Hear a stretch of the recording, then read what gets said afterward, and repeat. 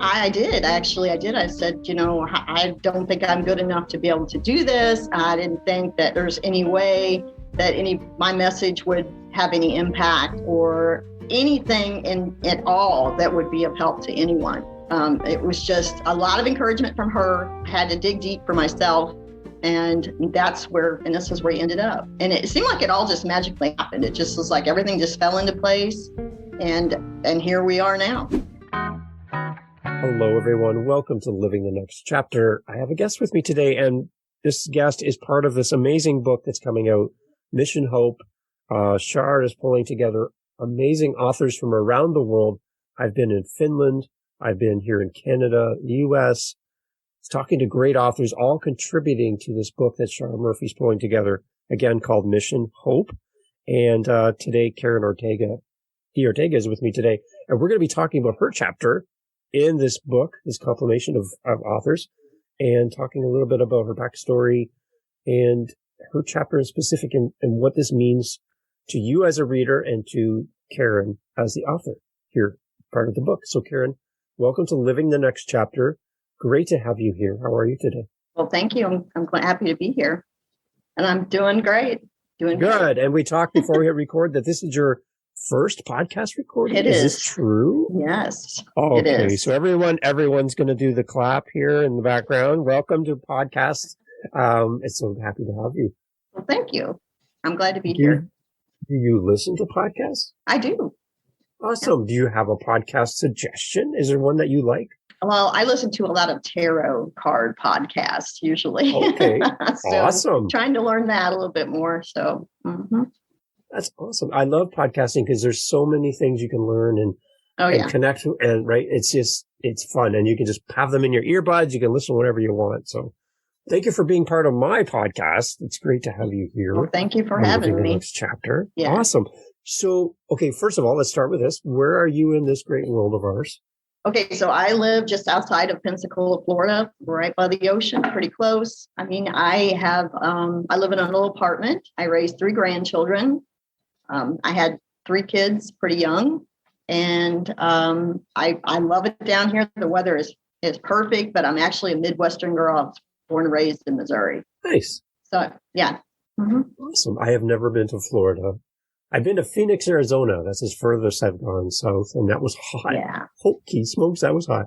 Oh, it can get hot here, but the ocean, is about an hour from me, so we go there quite a bit. And, I just love the weather down here. It's so much better than the cold and the snow. So I love it here. You couldn't catapult me out of here. And I guess us Canadians kind of take over once in a while. We come down there and yes, right, yeah, okay. So I'm sorry for that. See, I've said the Canadian thing already. I'm sorry for all of us Canadians coming down. Hopefully, we're being on our best behavior when we come down to you guys. It seems to be, yeah. Okay, good. All right. Seems to be good. We can get a little rowdy as Canadians, so. Yeah. I love it. Okay, so you are part of Shar Murphy's book, Mission Hope. And I'm curious, tell me about how Shar reached out to you and connected with you about being in this book. Well, it was interesting because I met Shar a few years ago doing a forgiveness program together. And we were working through that and we became pretty good friends pretty quick. But then we maintained contact for the last few years. And one day I was having a moment with an ex-boyfriend, and I was really upset, and there was some abuse going on, and I had reached out to her and told her that I didn't know what to do, and I was really upset and everything. And she said, Karen, I'm doing this book. She said, I was just trying to figure out who I could get to do this book with me. And she said, I think it's your time. And I said, okay, I'll do it. So that's how that came to be. Wow. Now, when Shar asked you that, did you have anything in your mind that said, okay, so who am I to write this book? There might be 100 other people who could write this book. Why me? Did you have a feeling like that at all?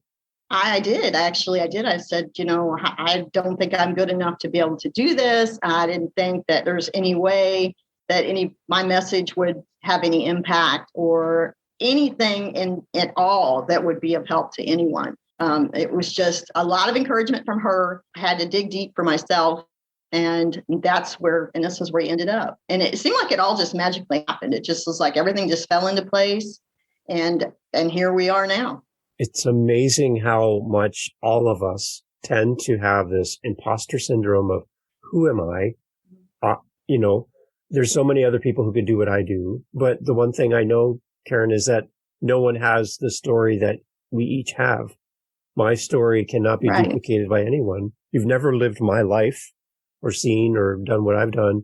Same with you, Karen. Like no one's can ever be another Karen. There's only you.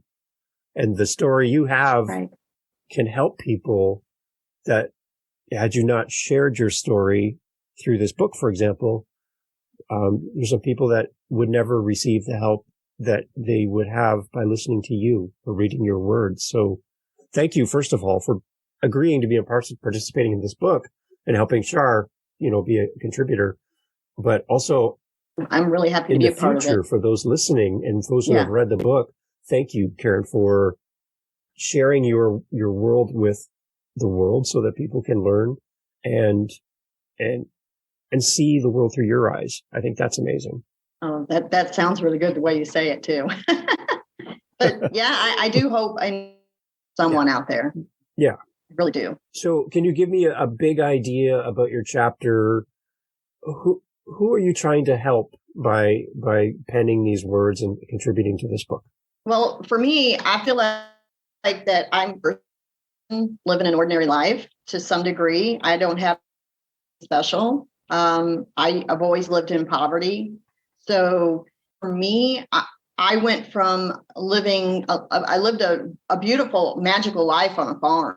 My best childhood memory. However, that was kind of mixed in with that. I had a brother who just for some reason, just sibling abuse that went on, just physical. And it took me out of like places I could find peace was in the farm. I might go out to the barn or go away from that kind of dominance of him.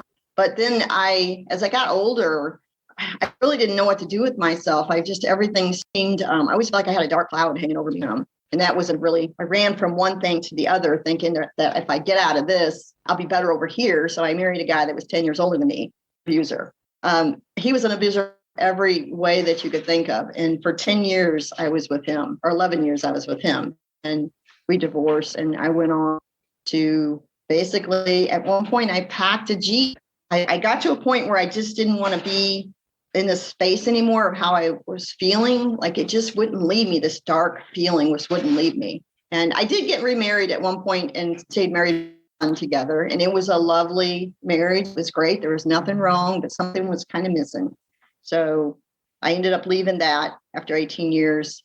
And I packed my Jeep with everything I knew I'd need, went to Florida with my son, sold everything that I possibly didn't need, and moved to Florida. I just needed a fresh start, a new way, a new beginning. And so I came down here, and I've been here for 10 years. And we were homeless for just a little period of time, living in campgrounds. And it was scary because I was alone and I'd always been married. And it was really a scary time for me to be alone and not have that man next to me. So though I did meet someone down here, and he'd never really treated me really well. And it just, something never felt quite right about it, but I stayed in it for 10 years. And it has really, this last relationship, and this is what I have in the book, it was just the abusive relationship in the beginning from early on, all the way till now, and I'm 55. And it's somebody I jumped right back into another relationship that was much like the first marriage. And they were both abusive in some way or another. And it was like this one, though, I don't know why, but this one just broke me wide open. And I started searching for why do I have to keep going? I'm 55. I finally want to be settled and at peace. And I said, why? And it was the breaking apart and coming back together and breaking apart and coming back together. And then I had reactive abuse towards him because the things he would say to me. And, it was really just not a good situation. So I ended up, after so many times of breaking up and coming back together, I ended up leaving and moving out. Ended up having to go into a little apartment, and I have found the most peace here. I believe what I was doing is I'm still working on this because it's still really, I'm still in that really painful stuff. It's really fresh. I was looking for love, and I kept looking for it outside of myself.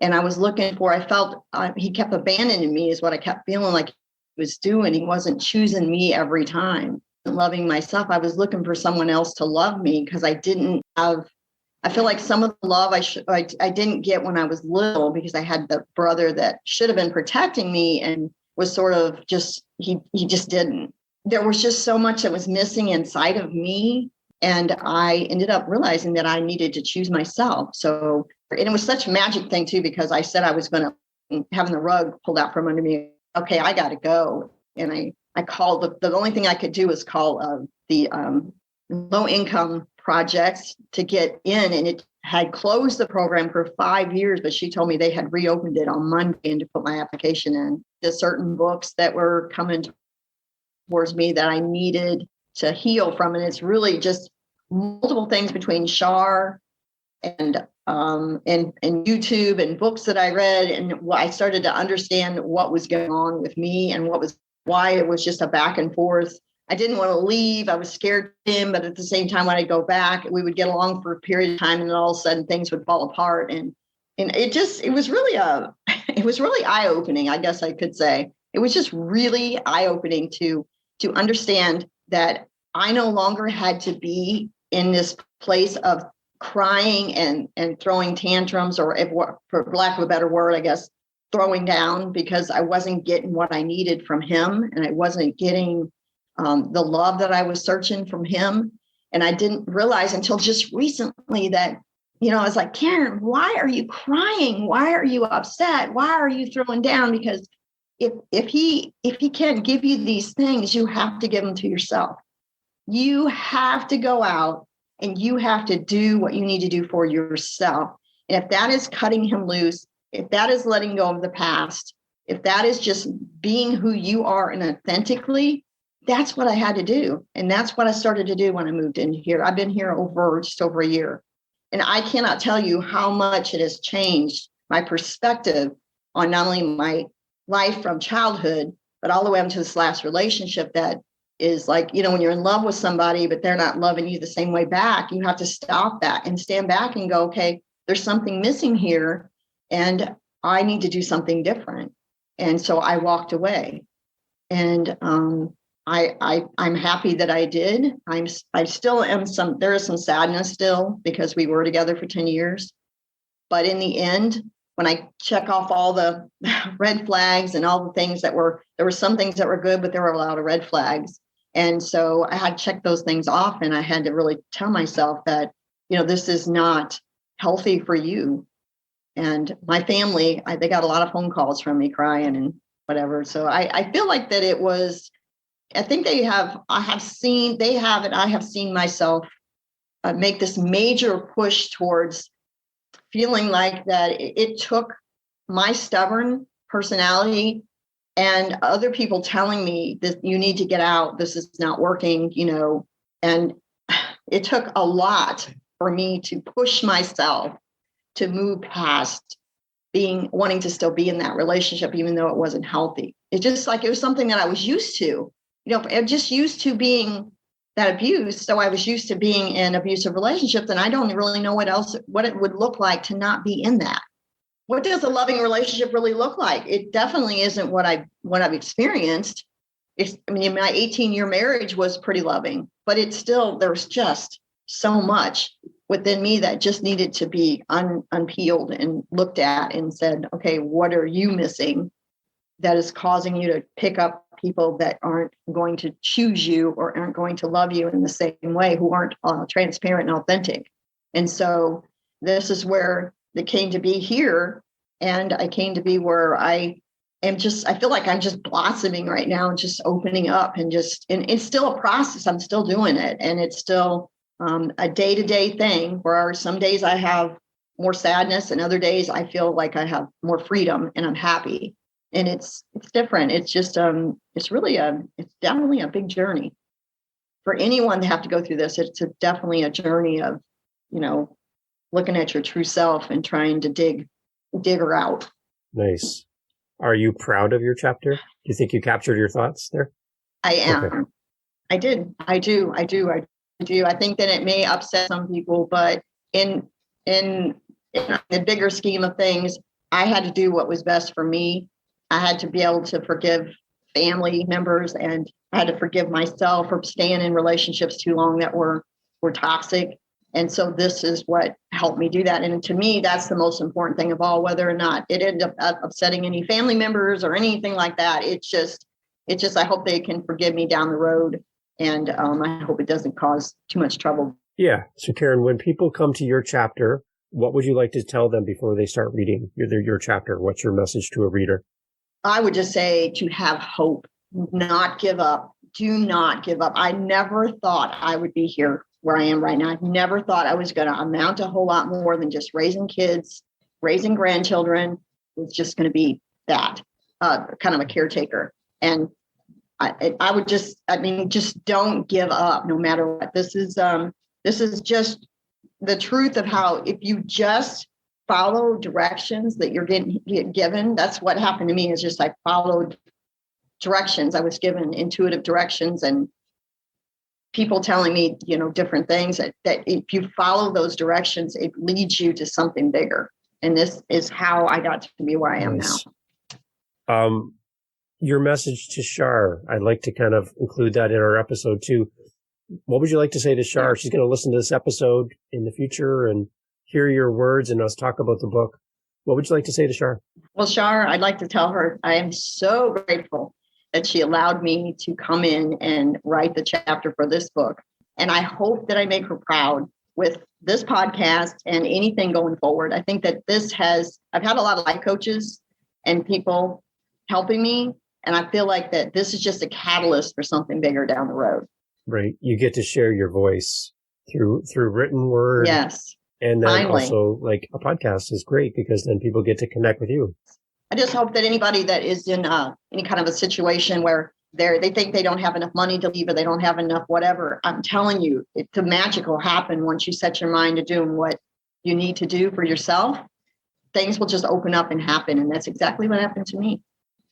I mean, I told you, I didn't even know how I was going to leave. I had no money. I had no way, no means. And then something told me to call a low income project. And that's what I did. And it was just like, boom. Yeah, we've been closed for 5 years, but we're reopening on Monday. Just put your application in.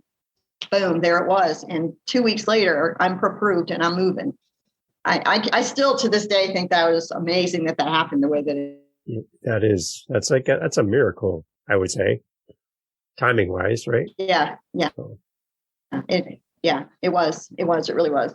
So Karen, for people that are listening or are going to read the book and they would love to reach out to you and maybe speak with you or encourage you, ask you a question, is there any way that people can find you somewhere where they can talk to you and share their story and collaborate with you? I have an email address. That's all I have. Okay. Well, we'll put that in the show notes. Yeah. Okay. We'll put that in the show notes. That'd be great. It'd be nice if somebody listening to your words goes, Karen, I'm in a similar situation and I just would like some advice on what to do and maybe how to find a place to live and just ask you a question and if you're willing to help, that's excellent. Sure. Oh yeah. Yeah, I absolutely would do that. Awesome. So before we go, Karen, what is your message to someone listening today?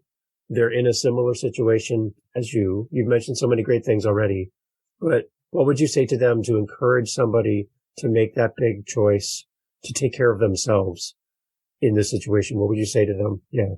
For yourself. Just do it. Yeah. Just do it for yourself. If nothing else, it saved me so much heartache and it really taught me a valuable lesson to just be true to who I am and just you can't be concerned about what everybody else thinks.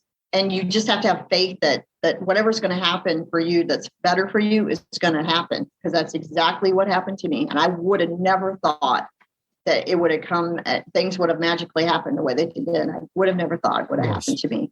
So thank you, Karen, again, for being a part of this book. And thank you for sharing your message. It can't be it's not an easy message to share. And you're being very vulnerable for people that are reading and putting yourself out there. And I'm so happy that Shar reached out to you and made this all happen. Yes. So our message to Shar obviously is thank you, Shar, for pulling this book together. Yes. And thank you. You know, finding all these great authors to join. And I hope that when people come to your chapter, Karen, that they connect with you as an author and your story helps many people. That's what my hope is. Oh boy, that is the biggest thing that I hope of all. I hope that whatever my message is helps many, many people. Awesome. So Karen, this was your first episode on a podcast. How do you feel? Hey, it wasn't so bad. Oh, that's good. I love it. That's great. I'm so happy to have you on the podcast. Thank you for having me. Yeah. Thank you. Really great. So everyone, please go buy Mission Hope. Links in the show notes for anyone listening on your phone or on your computer. You can go directly to the book and purchase the book. And make sure you read Karen's chapter because you're going to find a story of hope and resilience and overcoming and taking care of yourself is really important. So please make sure you read Karen's chapter. It's going to be great. It's going to be great. Yes. Thank you. Thanks, Karen, for being part of the podcast. All right. Thank you very much for having me. Bye, everybody.